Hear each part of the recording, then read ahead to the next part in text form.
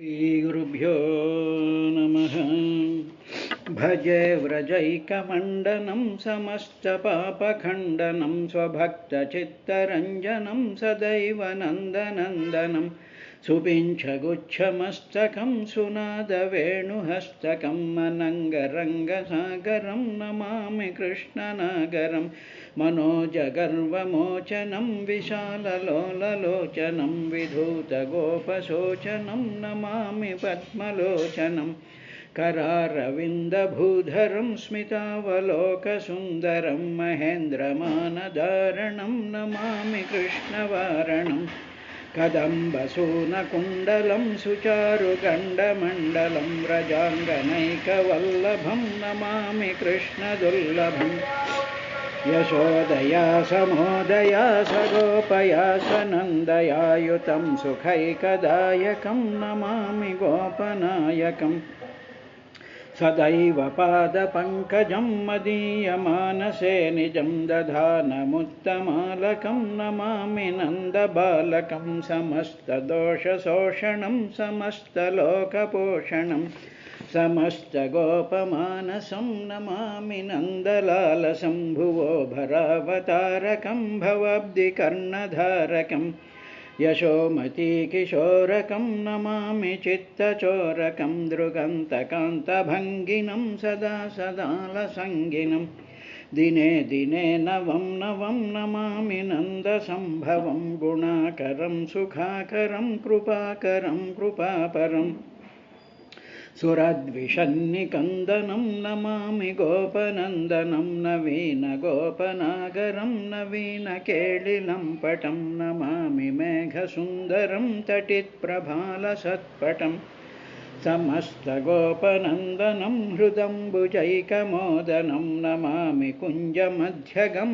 प्रसन्नभानुशोभनं निकामकामदायकं दृगन्तचारुसायकं रसालवेणुगायकं नमामि कुञ्जनायकं विदग्धगोपिकामनो मनोज्ञतल्पशायिनं नमामि कुञ्जकानने प्रवृद्धवह्निपायनं यदा तथा यथा यथा तथैव कृष्णसत्कथा मया सदैव गीयतां तथा कृपा विधीयताम्।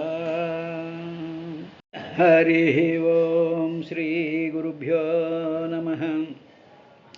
అథ చతుర్వింశోధ్యాయ 24వ అధ్యాయం పంచమస్కంధంలో 24వ అధ్యాయంలో మనకి ఊర్ధ్వలోకాలు తర్వాత అధోలోకాలను 2 లోకాలు ఉంటాయి కదా. ఇప్పుడు ఈ రసాతలము పాతాళము వితలం సుతలం అనేటువంటి ఈ 7 రకాలైనటువంటి లోకాల గురించి యొక్క వర్ణనని ఆయన చెప్తూ ఉన్నాడు. ఎందుకు అంటే మనం కళ్ళు తెరిచి చూసేటప్పటికి కనిపించేటువంటివన్నీ కూడా ఈ పదార్థమయమైనటువంటి జీవులతో కూడుకున్నటువంటి లోకాలే కాబట్టి ఈ లోకాలన్నిట్లోనూ కూడా తానే ఉంటూ తానే లోకాల యొక్క తనలో నుంచే ఈ లోకాలన్నీ బయటకు వస్తూ ఆ లోకాలలో ఉండేటువంటి సమస్త జీవరాశులు కూడా తన యొక్క స్వరూపాలే, తన నుంచే ఇవన్నీ కూడా బయటకు వచ్చాయి అనేటువంటి విషయాన్ని చెప్పడంలో ఏమిటి అంటే కనిపిస్తున్న ప్రతిదీ కూడా భగవంతుడైనటువంటి పరమాత్మ అయినటువంటి సత్యం, జ్ఞానం, అనంతం, బ్రహ్మ, నిత్యశుద్ధ బుద్ధముక్త స్వభావము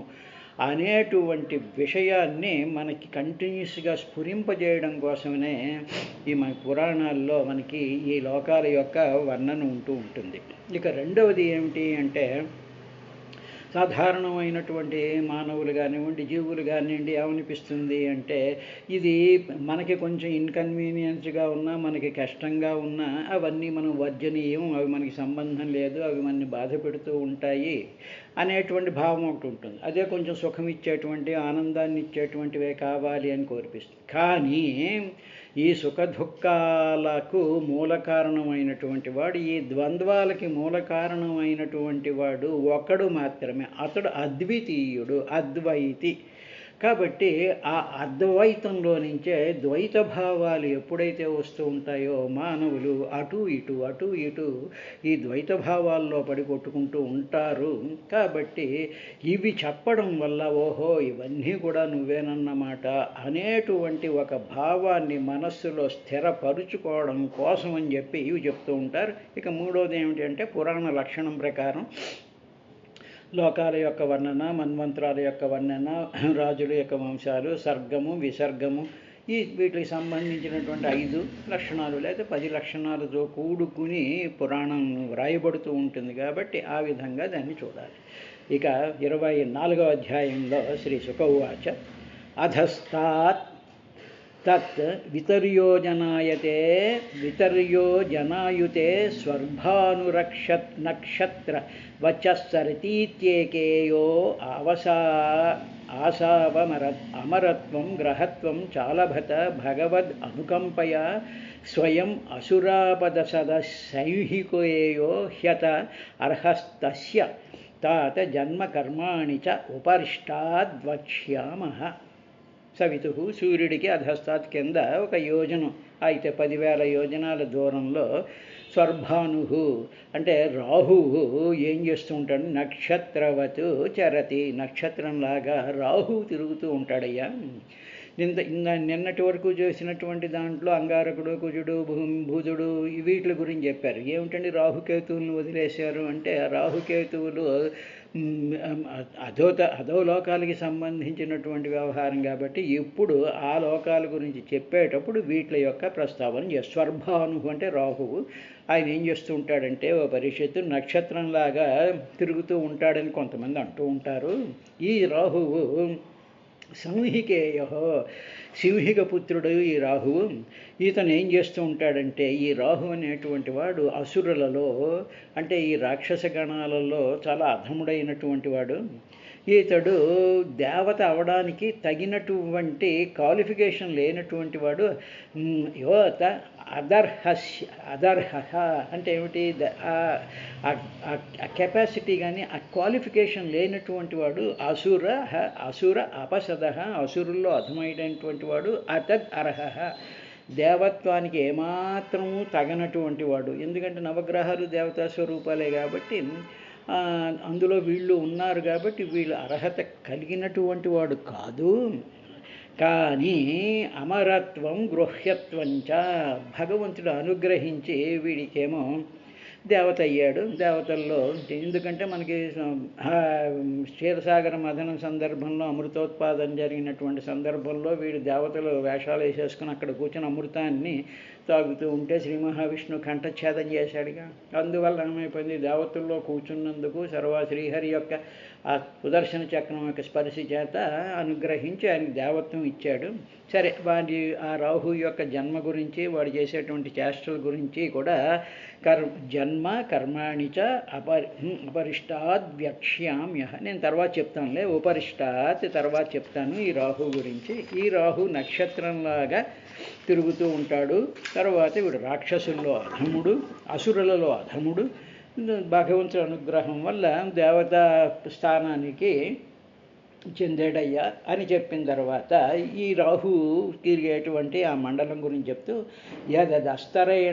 అస్తరేణ్ మండలం పత ద్విస్తరతో యోజనాయుతమాచక్షతే 12,000 సోమస్య 13,000 రాహోర్యః పర్వణి తద్వ్యవధాన కృద్వైరానుబంధ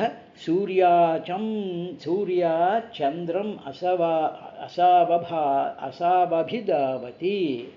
అభిధావతి. వీడేం చేస్తూ ఉంటాడంటే సూర్య చంద్ర అభిధావతి. ఈ సూర్యుడికి చంద్రుడికి ఎప్పుడూ కూడా అభిధావతి చాలా వాళ్ళ వైపు చాలా వేగంగా వెళ్ళిపోతూ ఉంటాడు వీడు చేసేటువంటి పని.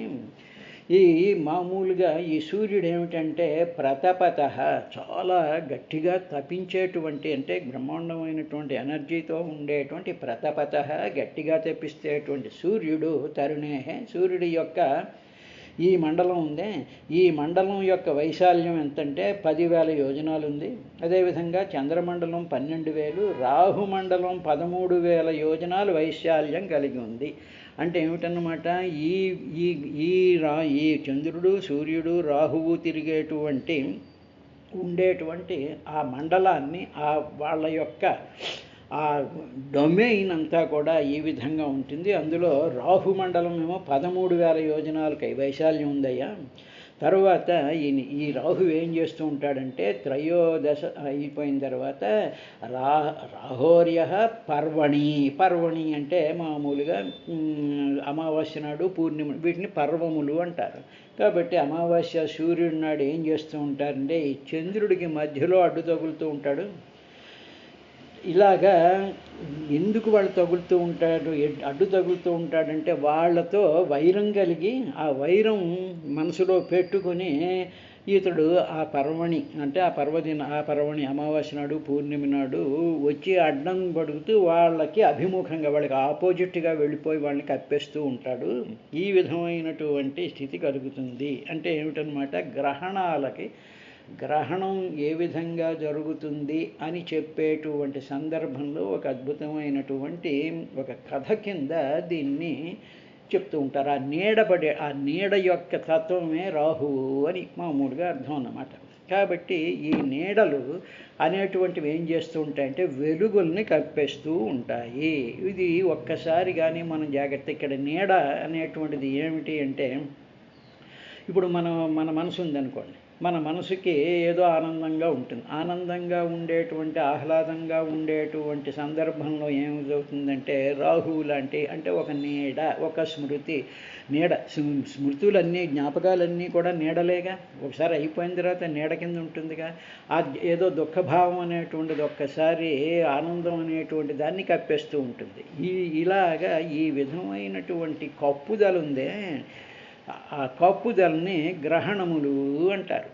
కాబట్టి ఈ రాహువు అనేటువంటి ఆ కప్పడం అనేటువంటిది అంటే ఒకదానికి ఒకటి ఎదురు రావడం. అంటే ఉదాహరణకి ఇప్పుడు మనకి చంద్రగ్రహణం ఏదో ఉందనుకోండి, అంటే ఇప్పుడు ఏమవుతుంది, సూర్యుడికి చంద్రుడికి మధ్యలో మనకి భూమి అడ్డం వచ్చిందనుకోండి. భూమి అడ్డం వచ్చేటప్పటికి చంద్రుడి యొక్క వెలుగుని భూమి కప్పేస్తుంది. అంటే ఏమిటనమాట, ఇప్పుడు చంద్రుడు ఆహ్లాదకరుడు అనుకున్నట్లయితే, భూమి అనేటువంటిదేమో భూ సంబంధమైనటువంటిది అనుకున్నట్లయితే, ఈ భూ సంబంధమైనటువంటి ఈ జీవితమే సత్యం, ఈ పదార్థమే నిత్యం, ఇదే అనుకునేటువంటి ఆ భావాలు ఉన్నాయే, మనస్సుని కప్పేసేసి, మనస్సుని ఎప్పుడూ వెలుగుతూ ఉండేటువంటి మనస్సుని ఈ భూ సంబంధమైనటువంటి విశేషాలు కప్పేస్తూ ఉంటే, మనలో ఉండేటువంటి ఆ వెలుగులు, ఆ ఆహ్లాదము, ఆ ఆనందము, ఆ అమృత స్థితి కప్పబడుతూ ఉంటుంది. ఇది ఈ విధంగా మనం అర్థం చేసుకోవాలి. కాబట్టి ఈ విధంగా వాడు ఆ రాహు అడ్డు తగులుతూ ఉంటాడయ్యా అని చెప్పిన తర్వాత, తన్నిశమ్యోభయత్రాపి భగవత రక్షణాయ ప్రయుక్తం సుదర్శనం నామ భాగవతం దయితమస్త్రం తత్తేజస దుర్విషహం ముహు పరివర్తమానమభ్యవస్థితో ముహూర్తము ద్విజమానశ్చకిత హృదయ ఆరాదేవ నివర్తతే తదుపరాగమితి వదంతి లోకాః. తర్వాత ఇలా అడ్డు తగులుతున్నాడు అనేటువంటి విషయాన్ని తెలుసుకున్నటువంటి శ్రీహరి ఏం చేశాడు అంటే, ఈ సూర్యచంద్రుల రక్షణ కోసం అని చెప్పేసి తనకి చాలా ఇష్టమైనటువంటి ఆయుధం అంటే చక్రాయుధాన్ని ప్రయోగించాడు. దానికి సుదర్శనం అని పేరు కలిగినటువంటిది ఆ చక్రం, సుదర్శనం. ఆ చక్రం ఏం చేస్తుంది అంటే, ఆ చక్రానికి సుదర్శనం అంటే మంచి తేజస్సు కలిగినటువంటిది, బాగుగా దర్శింపజేసేటువంటిది. సుదర్శనము అంటే బాగుగా దర్శింపజేసేటువంటిది. అది ఏం చేస్తుంది అంటే, అది భగవంతుడి యొక్క తేజస్సు కలిగింది కాబట్టి దానిని సహించటం వీళ్ళకి శక్యం కాదు. కాబట్టి ఇలాగా ఈ చక్రం, ఈ సుదర్శనం అనేటువంటిది నిరంతరము కూడా ఈ సూర్యుడికి, చంద్రుడికి, భూమికి, నవగ్రహాల్లో ఆ సుదర్శన చక్రం అలా తిరుగుతూ ఉండేటప్పుడు ఈ చక్రానికి ఎదురుగా ఈ రాహు వచ్చి ఒక గంట సేపు కప్పేస్తాడు. కప్పేసేటప్పుడు ఆ సుదర్శనం యొక్క వెలుగుని తట్టుకోలేక వెంటనే వణికిపోయేటువంటి హృదయంతో గబగబా కంపించిపోతూ ఏం చేస్తాడంటే అక్కడి నుంచే వెనక్కి వెళ్ళిపోతూ ఉంటాడు. అంటే దీనికే గ్రహణమని లోకంలో మామూలుగా అంటూ ఉంటారయ్యా. అంటే ఏమిటన్నా గ్రహణం పట్టు విడుపు అంటాంగా, ఎప్పుడైతే పట్టుకుంటుందో ఆ పట్టుకున్నప్పుడు అలాగ ఉండేటప్పటికి దర్శనం వచ్చేసేటప్పటికి ఏమవుతుందంటే భయపడి వదిలేసేసి ఆ గ్రహణం ఆ పక్కకి వెళ్ళిపోతూ ఉంటుందిట. ఉద్విజమానస చకిత హృదయ ఆరాతి ఏవే నివర్తతే. ఉద్విజమాన కలవరపాటు చెందిపోతాడు. ఏమిటి వెలుగు ఎక్కడి నుంచి వచ్చేస్తుంది, నన్ను కొట్టేసేటుంది అని చెప్పి ఆ కప్పినటువంటి ఆ చంద్రుణ్ణి సూర్యుణ్ణి కప్పినటువంటి రాహువుకి ఈ వెలుగు ఎప్పుడైతే అడ్డం వస్తుందో ఆ వెలుగు వచ్చేసేటప్పటికి ఉద్విజమాన కలవరపాటు చెందిపోతాడు. అబ్బో ఈ వెలుగు ఏంటో వచ్చేస్తోంది అని చెప్పి ఏం చేస్తాడు, చకిత హృదయ చక ఇంకా ఆ హృదయం అంతా కూడా చెలించిపోయేటువంటి వాడే ఆ రాతి అక్కడ దూరం నుంచే నివర్తితే వెనక్కి వెళ్ళిపోతూ ఉంటాడయ్యా. ఇలాగ జరిగినటువంటి దానినే లోకాః ఉపరాగం అని వదంతి చెప్తూ ఉంటారు. ఉపరాగం అంటే గ్రహణం, అంటే దగ్గరగా, రాగం పట్టుకోవడం అన్నమాట. దాని దగ్గరగా వచ్చి ఆ వెలుగుని కమ్మేసేటువంటి ఆ లక్షణాన్ని గ్రహణము అంటారు. అంటే ఏమిటన్నమాట, నిరంతరము కూడా భగవంతుడనేటువంటి వాడు మన హృదయంలో వెలుగుతూ ఉండేటువంటి సందర్భంలో మనలో ఉండేటువంటి రకరకాలైనటువంటి భూ సంబంధమైనటువంటి విషయాలు, ఆల్ మెకానికల్, ఆల్ పదార్థమయము, తర్వాత డౌన్ టు ఎర్త్కు ఉండేటువంటి ఈ సంపదలు, వీటి యొక్క గుణాలు, వీటి యొక్క అనుభూతులు, ఇవి కావాలి అనేటువంటి కోరికలు, ఇవన్నీ కూడా ఏం చేస్తూ ఉంటాయంటే మనలో ఉండేటువంటి సూర్యుడు, ఆత్మస్థానంలో ఉండేటువంటి సూర్యుడిని ఈ భూమి అంటే ఈ రకమైనటువంటి కోరికలు మనని కప్పేస్తూ ఉంటాయి. అప్పుడు ఆ సూర్యుడి యొక్క వెలుగు మనకి కనిపించదు. అదేవిధంగా ఆహ్లాదకరమైనటువంటి మనసు, చంద్రమా మనస, కాబట్టి చంద్రుడు మనసు అన్నమాట. ఇక్కడ హృదయం, అక్కడ మనసు. ఆ మనసుని కూడా ఈ కోరికలు, ఈ భూ సంబంధమైనటువంటి రాహుగ్రస్తం అవుతూ ఉంటాయి. ఇలా అయ్యేటప్పటికి ఏం జరుగుతుంది అంటే అప్పుడు సుదర్శనం, హరి యొక్క నామాన్ని, హరి యొక్క భావాన్ని, హరి యొక్క ఆ సుదర్శనం, దాని యొక్క దర్శనాన్ని కానీ మనం చేసినట్లయితే అప్పుడు మనలో కలిగేటువంటి ఈ కామ, క్రోధ, లోభ, మోహ, మదమాశ్చర్యాలనేటువంటి ఈ రాహువు యొక్క గ్రహణములు తప్పిపోతూ ఉంటాయి. వాటంతట అవే దూరం అయిపోతూ ఉంటాయి అని చెప్పి ఆకాశంలో జరుగుతూ ఉండేటువంటి ఈ గ్రహణాలను మన హృదయంలో ఉండేటువంటి సూర్యుడు, మన శరీరంలోనూ ఉండేటువంటి చంద్రుడికి పట్టేటువంటి గ్రహణాలు ఏమిటంటే ఇవి. కాబట్టి మనం ఆ విధంగా అర్థం చేసుకోవాలి. ఈ కథలో ఉండేటువంటి విధానం ఆ విధంగా అర్థం చేసుకుంటూ ఉండాలి. తరువాత ఇంకోటి కూడా ఏమిటి అంటే ఈ రాహు అనేటువంటి వాడు, కేతు అనేటువంటి వాడు నల్లనైనటువంటి కలర్తో ఉంటారు అనేటువంటి విషయం కూడా చెప్తూ ఉంటారు. కాబట్టి అదేమిటంటే ఆ గ్రహణాలను చెప్పడం కోసం అని చెప్పి ఈ ఛాయ నీడను రాహువులు అంటారు. భూమి యొక్క నీడ చంద్రుడి మీద పడడం, చంద్రుడి యొక్క నీడ సూర్యుడి మీద పడడం అనేటువంటిది ఆ నీడయే గ్రహములు. ఆ నీడే కదా గ్రహిస్తోంది, ఆ వెలుగుని గ్రహించేస్తోంది. అంటే ఏమిటన్నమాట, ఈ వెలుగు ఈ భూమో ఈ చంద్రుడో ఆ అడ్డం రావడం వల్ల ఆ కాంతిని గ్రహించేసేసి అది కనిపించనివ్వకుండా చేసేటువంటిది. కాబట్టి ఇక్కడ రెండు ఉన్నాయి. ఒకటేమో భూమి అడ్డం పడుతుంది, చంద్రుడు అడ్డం పడుతుంది. భూమి అంటే మనలో ఉండేటువంటి కోరికలు ఇవన్నీ, చంద్రుడు అంటే మన మనసులో ఉండేటువంటి రకరకాలైనటువంటి దుఃఖాలు, చింతలు, బాధలు, కోరికలు ఒకటేమిటి ఇవన్నీ అన్నమాట. ఇవి ఎప్పుడు కూడా మనలో ఉండేటువంటి వెలుగుల్ని, మనలో ఉండేటువంటి ఆహ్లాదాన్ని, మనలో ఉండేటువంటి అమృతమయమైనటువంటి చంద్రుడు సూర్యుల్ని ఎప్పుడు అడ్డం పడుతూ ఉంటుంది. ఇది అంతరిక్షంలో జరుగుతుంది. అంతరిక్షం అంటే ఆకాశం, అంతరిక్షం అంటే హృదయాకాశంలో ఇవన్నీ నిరంతరము కూడా జరుగుతూ ఉంటాయి. అటువంటప్పుడు వాటిల్ని తొలగజేయడానికి ఏమిటి అంటే ఏమిటి చెయ్యాలి అంటే తత్ తేజస దుర్విషహం ముహు పరివర్తమానం అస్త్రం. అదన్నమాట. ఏమిటది, భగవంతుడికి సుదర్శనం నామ దుర్విషహం ముహు పరివర్తమానాస్త్రం చేత కొట్టాలి.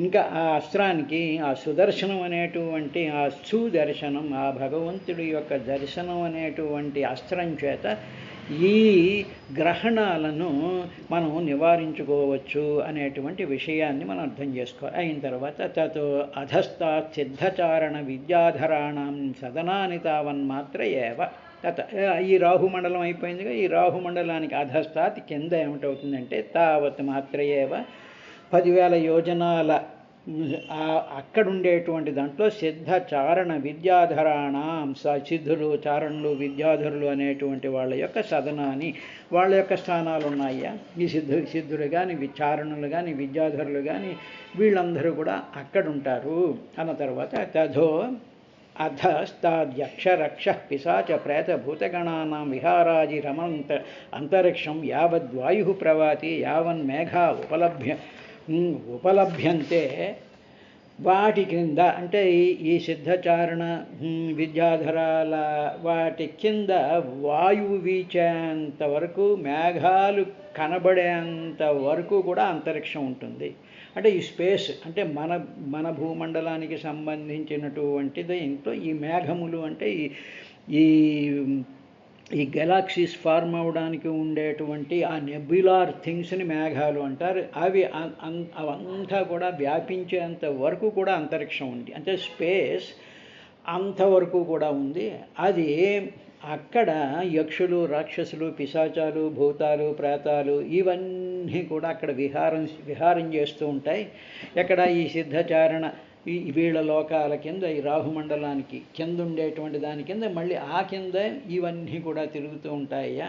ఇలాగ ఉండేటువంటి దానిని చెప్తూ ఇంకా భూమి యొక్క డైమెన్షన్, భూమి ఇప్పుడు మనం ఉండేటువంటి భూమి గురించి ఆయన చెప్తూ ఏమన్నాడంటే తథో అధస్తాచ చదయోజనాంతరం ఇవం పృథ్వీ యావద్ధ భాస శేన సుపర్ణాదయ పతత్రి ప్రవరా ఉత్పతంతి.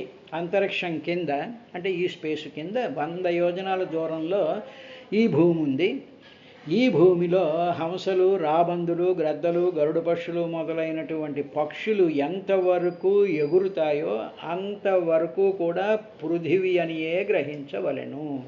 అంటే మామూలుగా చెప్పుకోవాలంటే the extension of gravitational field from the earth ఎంతవరకు ఉంటుందో అంతవరకు భూమే అంటారు.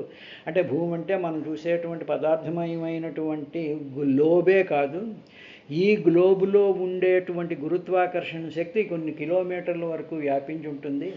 అలాగా దాని యొక్క బలం తగ్గుతూ ఉంటుంది. కాబట్టి ఈ గ్రావిటేషనల్ ఫీల్డ్ ఎంతవరకు అయితే ఉందో ఆ మొత్తం పరిధంతటిని కూడా భూమి అంటారు. అంటే ఏమిటనో భూమి అంటే ఓన్లీ సాలిడ్ ఎర్త్ అనే కాకుండా ఈ సాలిడ్ ఎర్త్లో ఉండేటువంటి గురుత్వాకర్షణ బలాలు ఎంతవరకు అయితే అంతరిక్షంలో స్పేసులో వ్యాపించిపోయిందో అంతవరకు కూడా దానిని భూమి అంటారయ్యా. ఆ భూమి అంతవరకు కూడా ఇవన్నీ ఎగురుతూ ఉంటాయి. హంసభాసశ్చేన సుపర్ణ ఆదయ, హంసలు, తర్వాత గరుడులు, గద్దలు, ఇవన్నీ రకరకాలైనటువంటి పక్షులు ఎంతవరకు ఎగురుతూ ఉంటాయో అంతవరకు ఉండేటువంటి ఆ స్థలాన్ని భూమండలం కింద అంటారు. అంటే ఏమిటి, అలాగే రాహుమండలం కానీ, సిద్ధులు కానీ, చారణులు కానీ వీళ్ళందరూ కూడా ఉండేటువంటి ప్రాంతాలలో ఉండేటువంటి ఆ శక్తులు ఎంతవరకు విస్తరించి ఉంటాయో ఆ మొత్తం పరిధి అంతటిని కూడా ఆ మండలాల కింద చెప్తూ ఉంటారయ్యా అని చెప్పిన తర్వాత ఇంకా ఈ భూమిలో కిందకి వెళుతూ ఉన్నప్పుడు ఏ లోకాలు ఉన్నాయి అనేటువంటి విషయాన్ని చెప్తూ ఉపవర్జితం భూమేర్యథా నివేశావస్థానం అవనేరప్యధస్తాత్స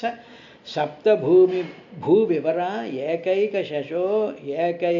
ఏకైకశో యోజనాయుతాంతరేణ యామ విస్తారేణ ఉపక్లుప్త అతలం వితలం సుతలం తలాతలం మహాతలం రసాతలం పాతాళమితి. ఈ భూమి చాలా అద్భుతంగా తయారు చేయబడింది. ఈ భూమి యొక్క రచన అంతా కూడా ఇలా ఉంది.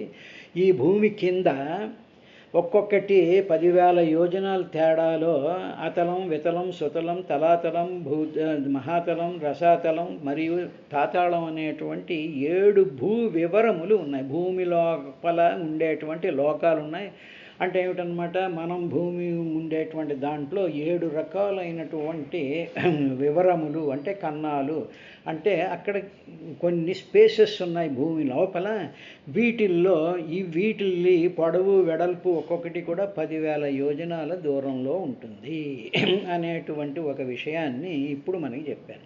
ఇప్పుడు మామూలుగా మనం కామన్ సెన్స్తో చూసినట్లయితే భూమి లోపలికి వెళుతూ ఉంటే ఏమిటి ఉంటాయి అనేటువంటిది ఏమిటంటే, ఏదో అప్పర్ క్రస్ట్ అని, లోయర్ క్రస్ట్ అని, అప్పర్ మ్యాంట్లని, లోయర్ మ్యాంట్లని, అప్పర్